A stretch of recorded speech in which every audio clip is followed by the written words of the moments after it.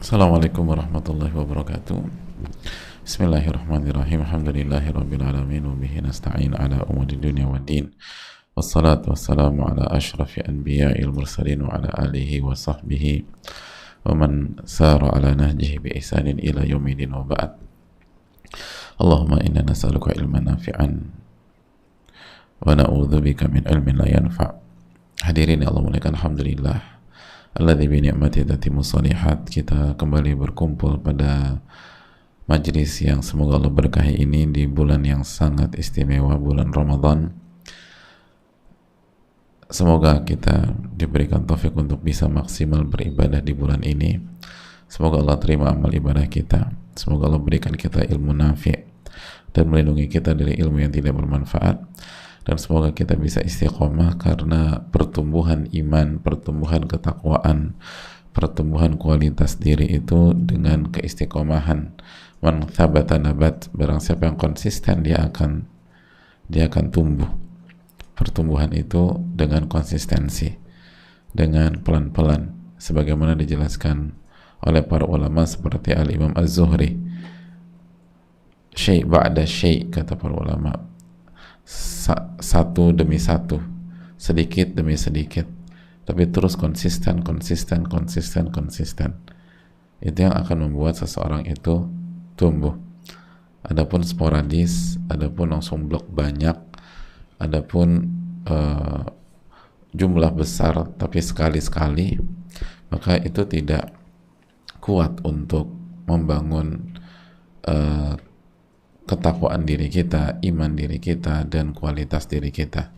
Yang akan benar-benar maksimal dan tumbuh adalah sabata, konsisten, kokoh, walaupun pelan-pelan, walaupun sedikit demi sedikit. Itu yang akan membuat seseorang itu berkembang. Oleh karena itu, semoga Allah SWT memberikan kita taufik dan hidayahnya, sehingga kita bisa belajar bersama Al-Imam An-Nawawi rahimahullah di kitab beliau Riyadhus Shalihin secara pelan-pelan, satu demi satu ayat, satu demi satu hadis, sampai akhirnya iman kita, ketakwaan kita benar-benar tumbuh dengan kokoh. Karena sekali lagi, man thabata nabat, barang siapa konsisten dia akan tumbuh.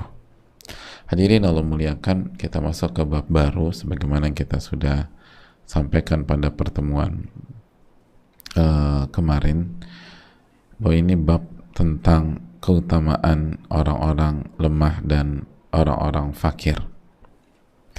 Dan hadirin Allah muliakan, dalil yang pertama yang dibawakan oleh Imam An-Nawawi adalah surat Al-Kahfi ayat 28. Al-Imam An-Nawawi, semoga Allah merahmati beliau dengan rahmat yang luas, dan semoga Allah merahmati orang tua beliau, keluarga beliau, semoga Allah merahmati guru-guru beliau, semoga Allah merahmati seluruh para ulama dan kaum muslimin dimanapun berada, amin ya rabbal alamin. Beliau membawakan surat Al-Kahfi 28. Beliau menyampaikan, qala Allah Ta'ala, Allah Subhanahu wa Ta'ala berfirman, wasbir nafsaka ma'al ladzina yad'una rabbahum bil ghadati wal ashyi yuriduna wajha wa la ta'du 'ainaka 'anhum. Beliau berhenti sampai di sini, tapi ayatnya masih ada kelanjutannya, hadirin. wala ta'du 'ainaka 'anhum turidu zinatal hayatid dunya wala tuti' man aghfalna qalbahu 'an dzikrina wattaba'a hawahu wa kana amruhu furuta.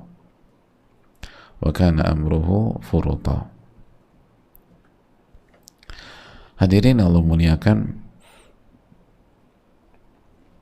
ayat yang sangat istimewa, ayat yang sangat penting untuk kita pelajari dan hayati, karena sekali lagi ayat ini secara jelas, secara gamblang menyuruh Nabi kita SAW dan kita semua yang mengikuti dan meladani beliau untuk bersabar. Bersabar bersama siapa? Bersabar ketika bersama orang zalim? Bukan. Bersabar bersama dengan orang-orang jahat? Bukan. Tapi bersabar ketika bersama orang-orang yang baik, orang-orang yang soleh, orang-orang yang bertakwa kepada Allah Subhanahu wa ta'ala. Allah berfirman, wasbir nafsaka ma'al ladzina yad'una rabbahum bil ghadati wal 'ashyi yuriduna wajhah. Dan sabarkan diri engkau bersama orang-orang yang menyeru, orang-orang yang berdoa, orang-orang yang beribadah kepada Rabb-nya bil ghadati wal 'ashyi, di pagi dan petang. Orang-orang yang waktunya, hari-harinya digunakan untuk berdoa. Dan berdoa, kata para ulama, bermakna dua. Doa bermakna khusus, yaitu meminta, dan doa bermakna umum, yaitu ibadah. Karena Nabi SAW bersabda, ad-du'a wal ibadah. Doa itu adalah inti ibadah itu sendiri. Jadi hadirin Allah muliakan, bersabarlah bersama orang-orang yang senantiasa berdoa, meminta kepada Allah dan beribadah kepada Allah Subhanahu wa ta'ala di pagi dan petang, di setiap waktunya atau di sepanjang harinya. Dan mereka hanya mengharapkan wajah Allah, yuriduna wajhah. Mereka tidak mengharapkan dunia, mereka nggak mengharapkan uang, mereka nggak mengharapkan popularitas, mereka nggak mengharapkan pujian, mereka nggak mengharapkan jodoh, mereka nggak mengharapkan semua perhiasan-perhiasan dunia. Mereka hanya mengharapkan wajah Allah. Baru nanti Allah akan kasih keberkahan dalam kehidupan mereka. Allah akan cukupkan mereka. Tapi mereka tidak punya motif duniawi. Mereka tidak punya motif kepentingan pribadi. Mereka hanya beribadah kepada Allah, mengharapkan wajah Allah. Nabi SAW dan kita semua itu disuruh sabar bersama sosok-sosok tersebut. Wasbir nafsaka ma'al ladzina yad'una rabbahum bil ghadati wal 'ashyi yuriduna wajhah. Dan bersabarlah bersama orang-orang yang beribadah, berdoa kepada Rabb-nya di pagi dan petang, di sepanjang waktu, semata-mata hanya mengharapkan wajah Allah Subhanahu wa ta'ala. Semata-mata hanya mengharapkan wajah Allah Subhanahu wa ta'ala. Sebagian ulama mengatakan orang-orang benar-benar mujahadah, orang-orang benar-benar memperjuangkan imannya, memperjuangkan ketakwaannya, berjuang dalam mengendalikan hawa nafsunya, bergaul dengan orang seperti itu dan bersabarlah. Walaupun, nah ini poinnya, di antara keterangan para ulama tafsir, walaupun mereka miskin, walaupun mereka fakir, walaupun mereka lemah, dan memang mayoritas mereka bukan orang-orang yang berkecukupan, sebagaimana hadis, ada yang ingat hadisnya? Hadits Abu Sufyan dengan Heraklius. Ketika Heraklius bertanya kepada Abu Sufyan, apakah mayoritas pengikut Muhammad ini orang kaya atau orang miskinnya? Lalu kata Abu Sufyan, orang miskin. Dan kata Heraklius, dan begitulah mayoritas pengikut para nabi dan rasul. Begitulah pengikut para nabi dan rasul. Mayoritas. Betul, Abu Bakar kaya, Umar tokoh, Uthman pengusaha papan atas, Abdurrahman bin Auf pengusaha hebat, Sa'ad bin Abi Waqqas kaya, tapi mayoritas tidak. Bagaimana dengan Bilal?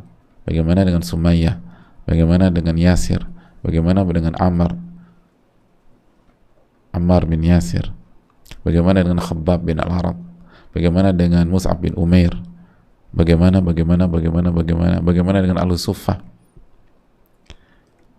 Di antara keterangan para ulama bisa dicek di dalam tafsir Al-Baghawi, ayat ini diperuntukkan untuk ahli Suffah, kurang lebih 700 orang mereka. Dan Al-Suffah itu nggak punya rumah, hadirin. Kata Qatadah rahimahullah, nazalat fi ashabi suffah wa kanu sab'ami'ati rajulin fuqara fi masjid. Ini ayat turun untuk ahlu suffah. Ahlu suffah itu orang-orang yang tinggal di Masjid Nabawi karena nggak punya rumah. Mereka orang-orang fakir dan jumlah mereka 700 orang.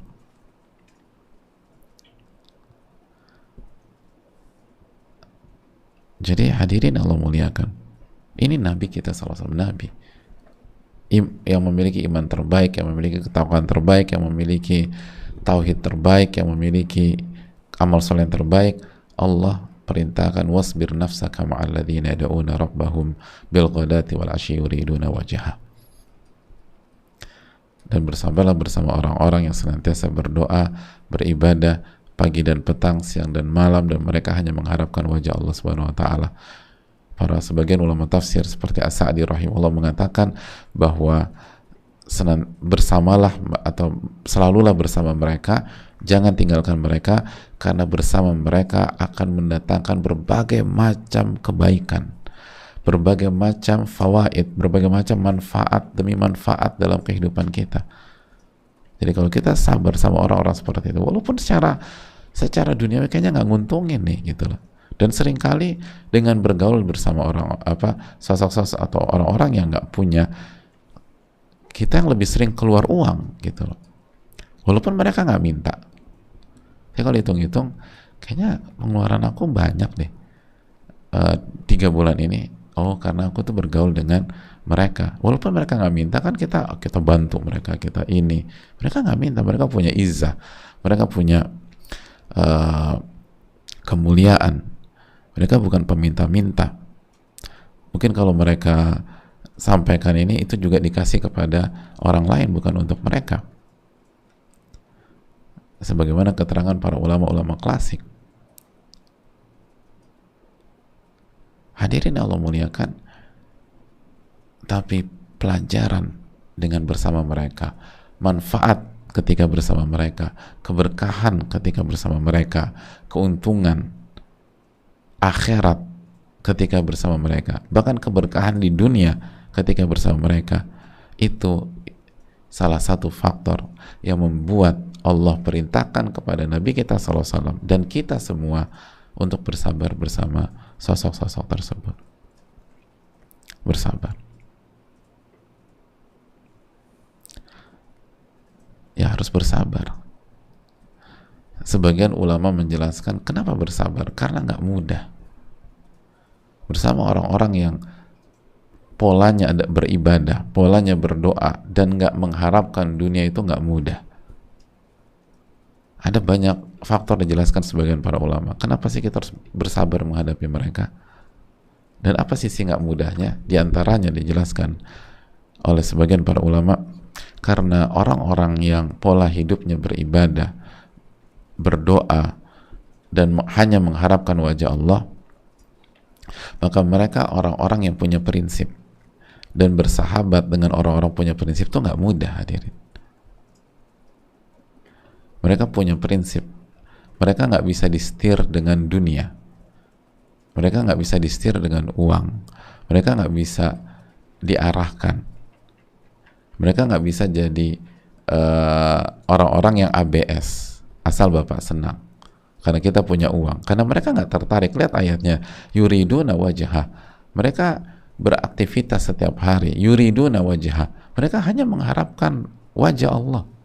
Mereka ketika bergaul sama kita, kalau mereka mau menerima kita gitu, mau dekat sama kita, mereka nggak tertarik dengan uang kita, nggak tertarik dengan ketampanan kita, nggak tertarik dengan kecantikan kita, nggak tertarik dengan popularitas kita misalnya, nggak tertarik dengan kedudukan kita, nggak tertarik dengan jabatan kita, nggak tertarik dengan barang-barang kita.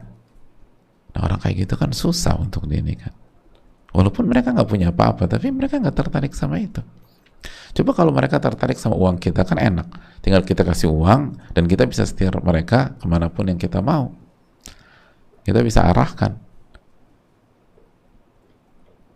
Kalau itu enggak. Mereka punya prinsip. Mereka hanya cari wajah Allah.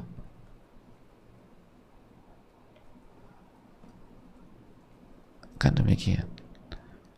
Yang enak kan kalau di pergaulan itu kalau orang tersebut sedang butuh sama kita, sedang butuh sama uang kita, sedang butuh sama perhatian kita, itu enak juga, enak loh.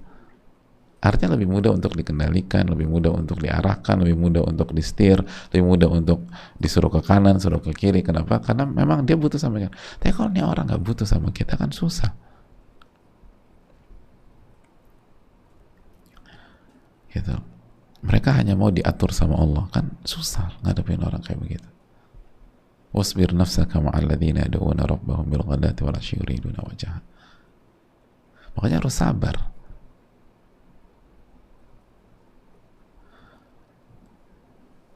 Kita misalnya pergi ke luar kota atau pergi ke Bandung atau ke Jawa Tengah, kita pengen cepat-cepat sampai gitu misalnya. Terus begitu masuk waktu sholat, udah sholat asar nih, dia bilang kita mampir rest area. Enggak, kita harus cepat-cepat, kita harus aku pengen buru-buru. Enggak, mampir rest area. Nanti makan waktu, kita belum sholat, mampir ke rest area.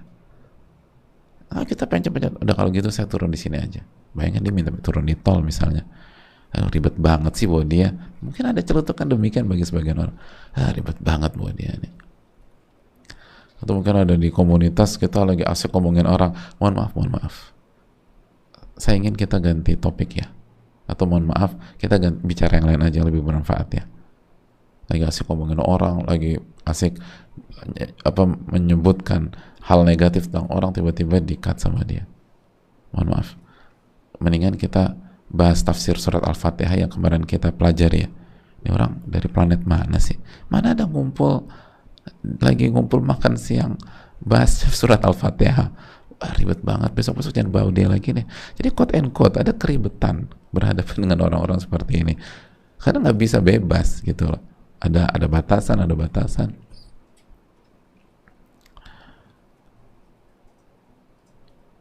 Ada komunitas beberapa ini lagi belanja, lagi nyari sesuatu, udah masuk waktu maghrib, kita break dulu ya huntingnya, ada berapa barang lagi, ini masih ada, ini tinggal satu lagi nih, kita sholat dulu kan tinggal di ujung situ aja, iya tapi sholat dulu, ini maghrib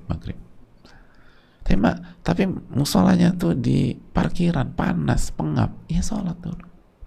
Nanti habis sholat saya temenin deh. Kamu mau cari di ujung lantai ini, atau setelah ujungnya juga boleh.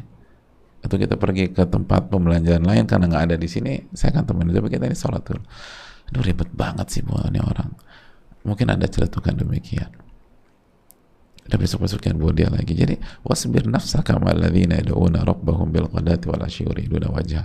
Ada banyak quote and quote tantangan, nggak mudah. Makanya ini hal yang sangat menarik.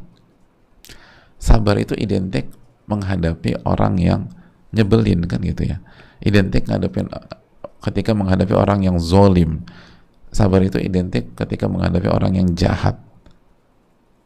Ketika kita disuruh temenin orang sama bos kita, kamu temenin dia selama 3 hari ya. Terus dia berlagak bosi segala macam, terus kita curhat sama teman kita. Aduh, gue nggak betah deh nemenin dia seharian, bosi banget. Kata teman kita, udah sabarin aja, 2 hari lagi kok, 2 hari lagi. Tapi lama banget. Sabar tuh identik dengan ngadepin orang-orang yang zalim. Atau seorang istri ngadepin suami yang zalim, sabar dah, kata istrinya, kata teman sahabatnya, sabar ya, tapi dia tuh zalim ya, sabar, doain. Terus kita juga banyak salah. Sabar identik ngadepin orang yang zalim, ngadepin orang jahat. Tapi di ayat ini wasbir nafsaka ma'al ladzina yad'una rabbahum bil ghadati wal 'ashyi yuriduna wajhah. Ini sangat unik, sangat menarik. Kita suruh sabar ngadepin orang-orang yang polanya beribadah kepada Allah, polanya doa kepada Rabbul Alamin, doanya berzikir kepada Allah, dan mereka nggak punya kepentingan. Walaupun mereka miskin, mereka nggak bisa dibeli, hadirin. Itu kan susah ngadepin orang itu. Nggak bisa dikendalikan untuk ngikutin kemauan kita dan hawa nafsu kita, sulit. Apalagi kita yang memang punya karakter dominan atau terbiasa di lingkungan yang semuanya tuh ngikut kita, semuanya itu asal bapak senang, semuanya itu pokoknya apa kata bapak. Terus ketemu yang begini, ini orang nih penghasilannya di bawah pegawai saya yang paling rendah, tapi nggak bisa saya ini gitu.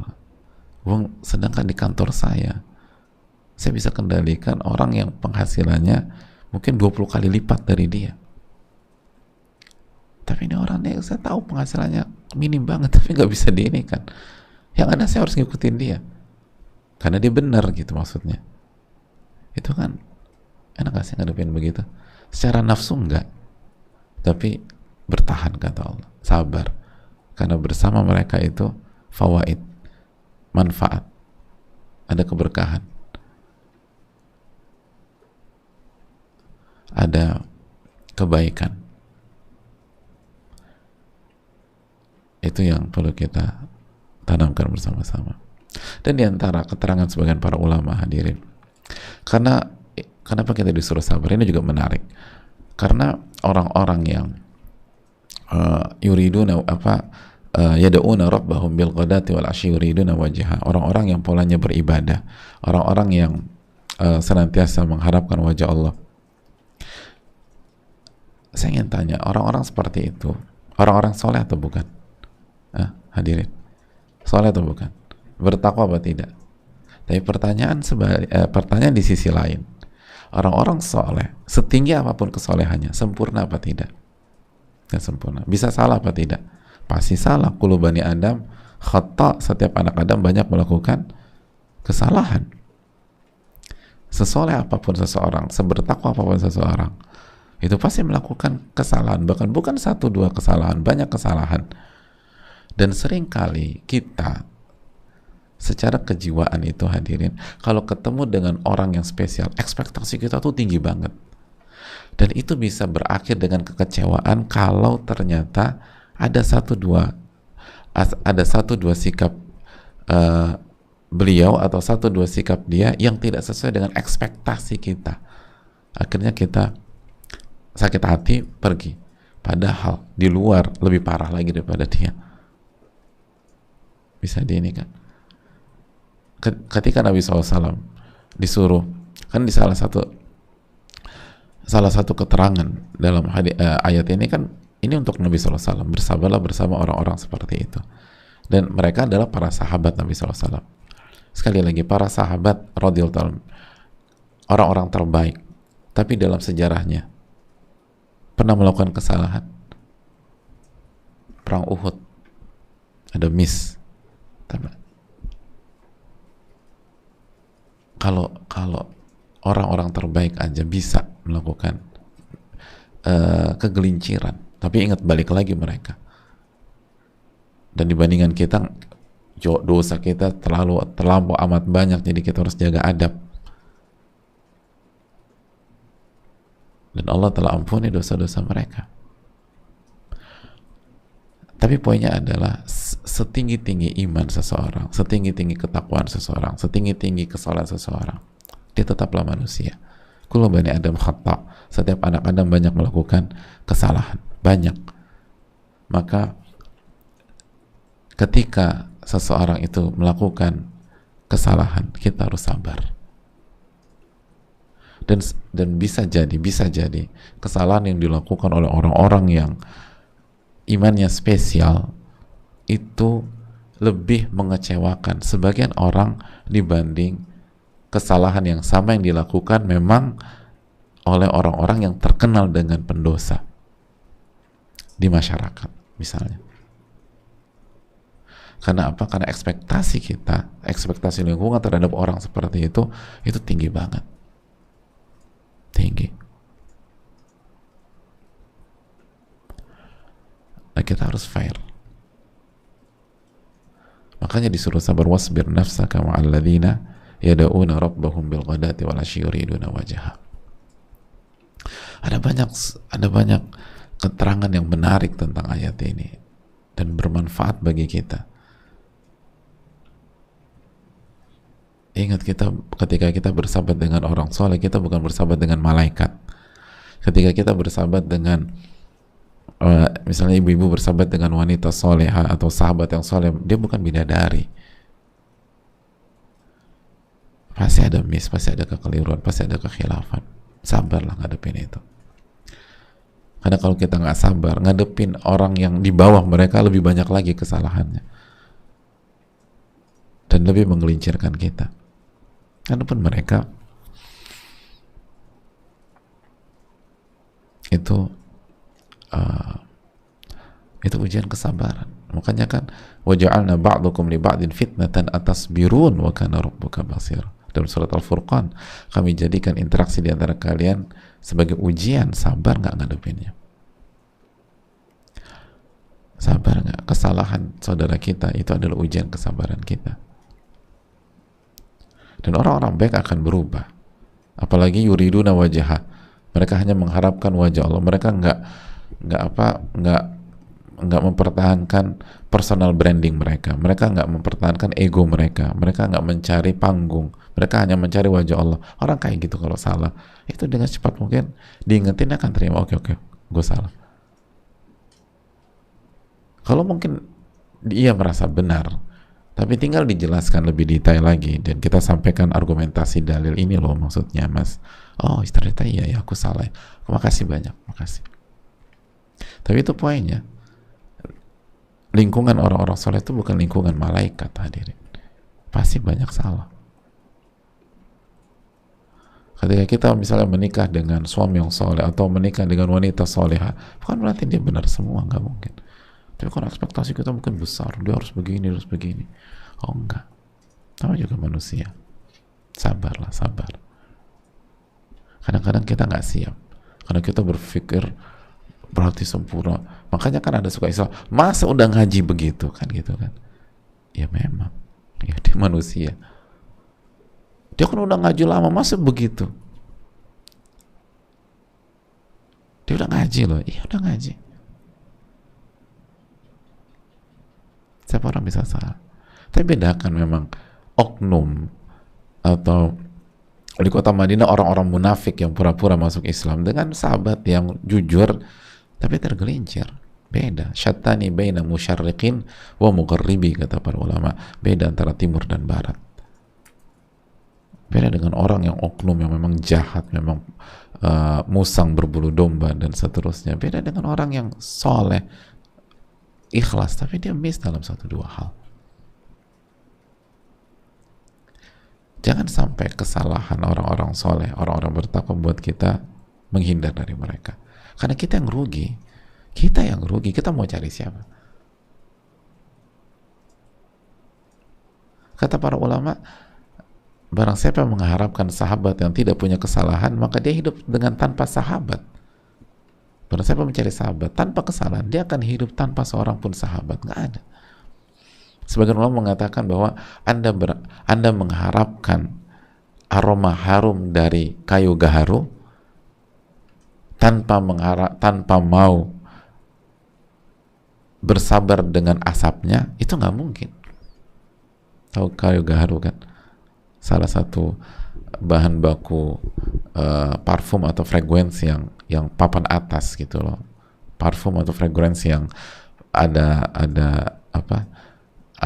note atau ada aroma gaharu itu kan mahal. Tapi kalau diolah menjadi parfum kan udah tinggal semprot aja. Tapi kalau misalnya kayunya, dan kayunya mahal hadir. Banyak lah yang ngerti masalah ini. Itu kan cara dan kayunya aja itu bisa mengeluarkan aroma yang harum. Tentu saja harum itu subjektif ya, cocok-cocokan ya. Tapi banyak banget orang yang suka, makanya mahal harganya. Itu kan untuk bisa mencium aroma kayu itu, dan ini kayu papan atas untuk aroma. Itu gimana caranya? Dicium-cium gitu? Atau dimasukin ke hidung gitu? Kayak antigen? Kan enggak. Itu kan dibakar, dan dibakar mengeluarkan asap, dan banyak orang nggak suka dengan asapnya. Nah, ulama memberikan analogi seperti itu. Anda mau mendapatkan aroma harum dari gaharu, sedangkan Anda nggak mau bersabar terhadap asapnya, ya nggak ada kayu gaharu begitu. Kalau mau kayu gaharu ya harus ada asapnya. Itu dua sisi yang nggak bisa dipisahkan, atau bahasa kita dua sisi mata uang yang nggak bisa dipisahkan.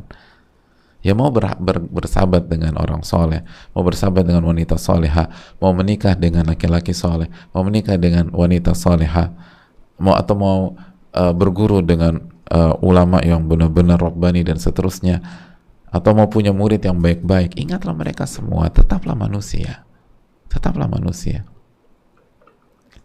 yang pasti ada kesalahan, pasti ada kekurangan, pasti ada miss. Jangan gara-gara kesalahan tersebut Anda tinggalkan mereka, karena Anda yang rugi, bukan mereka yang rugi, Anda yang rugi.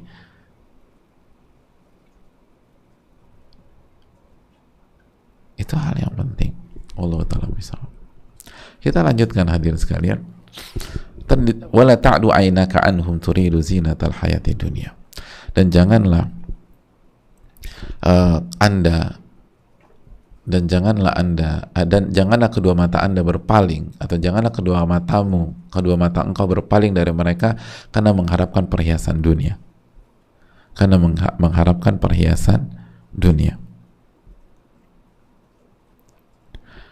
Hadirin Allah muliakan, lihat penekanan. Dan janganlah berpaling dari mereka lalu pindah ke orang-orang kaya, orang-orang yang secara kedudukan dunia tinggi, karena mengharapkan dunia dari mereka. Itu maksudnya dijelaskan sama para ulama. Jadi janganlah kalian tinggalkan mereka karena mereka mungkin miskin, mereka fakir, mereka ini, lalu Anda pindah hanya mengharapkan dunia. Gak boleh. Tapi Nabi SAW bersahabat dekat dengan Abu Bakar, kan beliau kaya, iya, tapi beliau bukan ahli dunia. Beliau kaya sekali, tapi bukan. Uthman kaya sekali, tapi bukan ahli dunia. Dan para sahabat kan bukan hanya bergaul sama mereka. Nabi SAW bukan hanya bergaul sama mereka saja. Nabi SAW bergaul sama Bilal, bergaul sama Khabbab, bergaul sama Sumayyah, bergaul sama Yasir, dan para sahabat-sahabat yang miskin di Madinah. Beliau bergaul dengan Ahlus Suffah, nggak bergaul hanya sebatas dengan mereka.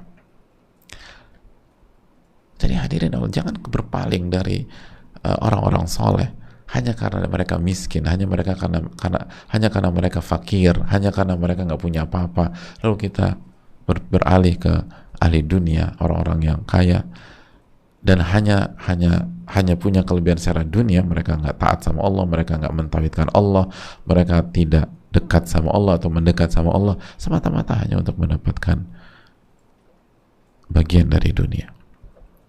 Itu dilarang sama Allah, nggak boleh demikian. Nggak boleh demikian.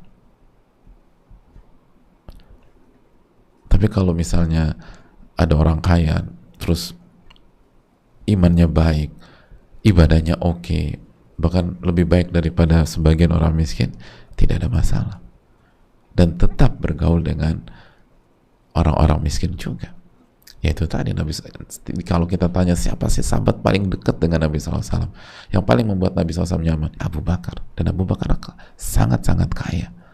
Tapi apakah karena kekayaan Abu Bakar Nabi jadi dekat dengan beliau? Tidak, karena iman, ketakwaannya.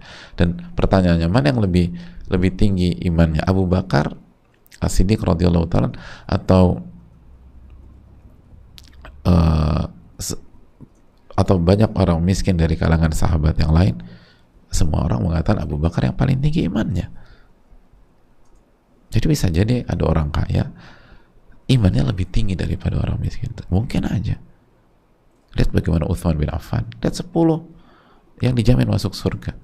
10 sahabat terbaik. Sebagian mereka kaya-kaya. Tapi bukan karena kekayaan Nabi SAW dekat dengan mereka. Karena iman mereka, ketahuan mereka. Dan terbukti Nabi SAW nggak pernah terbawa sama mereka, dan juga mereka menginfakkan hartanya di jalan Allah Subhanahu wa Ta'ala. Hadirin Allah muliakan. Dan berikutnya, wala tuti' man aghfalna qalbahu an dzikrina wattaba'a hawahu wa kana amruhu furuta. Dan janganlah engkau mengikuti orang yang hatinya dilalaikan dari mengingatku dan mengikuti hawa nafsu.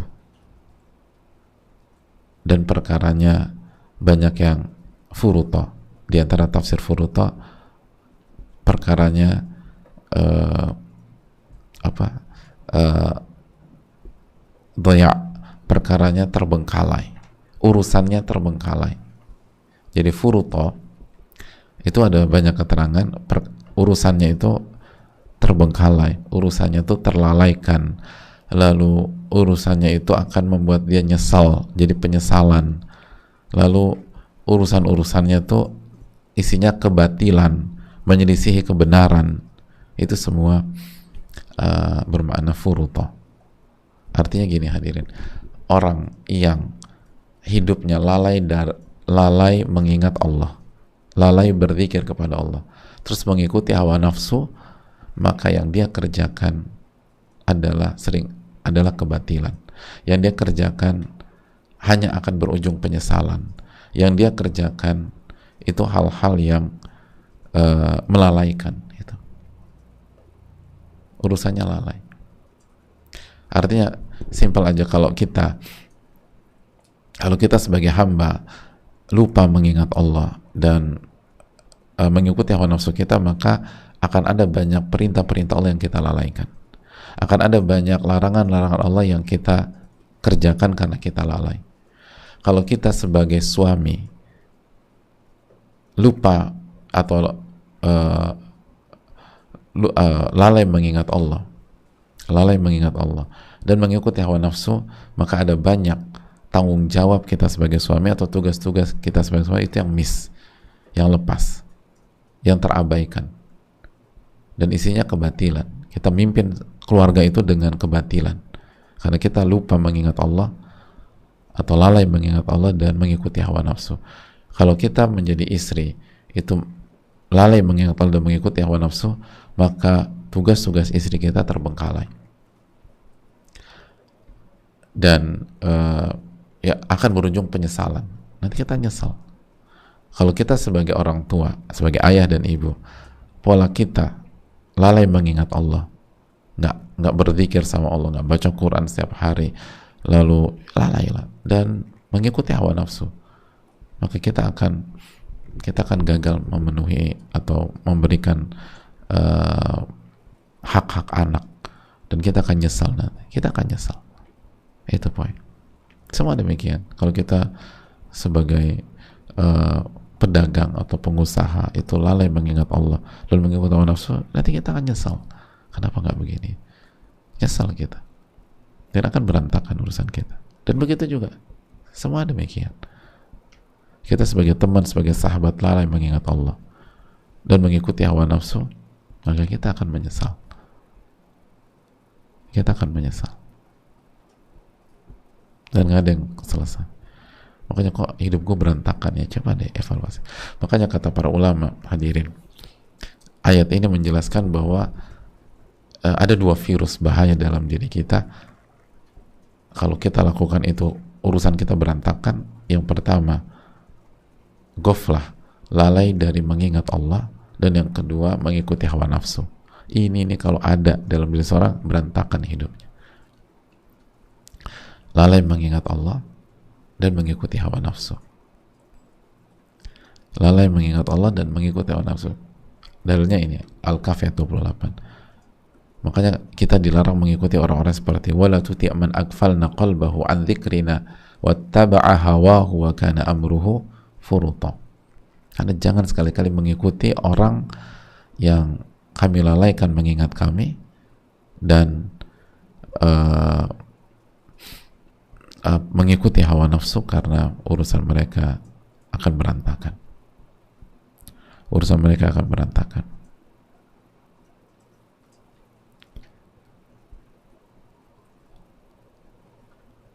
Jadi pemahaman terbalik, kalau kita mau mengikuti orang, kalau kita ingin bersahabat sama orang, yang perlu kita cek adalah yang pertama, seberapa sering dia mengingat Allah, dan yang kedua, dia pengikut hawa nafsu apa enggak. Itu. Kalau kita mau cari sahabat, cek ini orang sering nggak ngingat Allah. Yang kedua, ikutin hawa nafsu apa enggak. Kalau kita mau menikah gitu, kalau kita mau cari suami, lihat ini laki-laki seberapa sering ingat Allah, terus ngikutin hawa nafsu apa enggak. Kalau kita mau cari istri, ini wanita ngikutin seberapa sering ingat sama Allah, dan dia ngikutin hawa nafsunya atau ngikutin tuntunan Allah dan Rasulnya SAW. Kalau kita mau semua demikian, apakah dia ngikuti, dia lalai mengingat Allah, dan apakah dia mengikuti hawa nafsu dia? Itu kuncian kalau kita ingin bersama dengan seseorang. Seberapa sering kita ingat Allah, dan apakah kita mengikuti hawa nafsu kita? Makanya dengan mengingat Allah dan mengikuti al-haq, mengikuti dalil, bukan hawa nafsu, mengikuti Al-Quran, bukan hawa nafsu, mengikuti sunnah Nabi SAW, bukan hawa nafsu. Walaupun hawa nafsu tidak harus dihilangkan seluruhnya, kita butuh hawa nafsu. Makan kan butuh hawa nafsu, membangun rumah tangga harus butuh hawa nafsu, tapi hawa nafsu yang tunduk terhadap kebenaran, itu poinnya. Bukan dijadikan imam dan kita makmumnya, bukan dikasih panggung.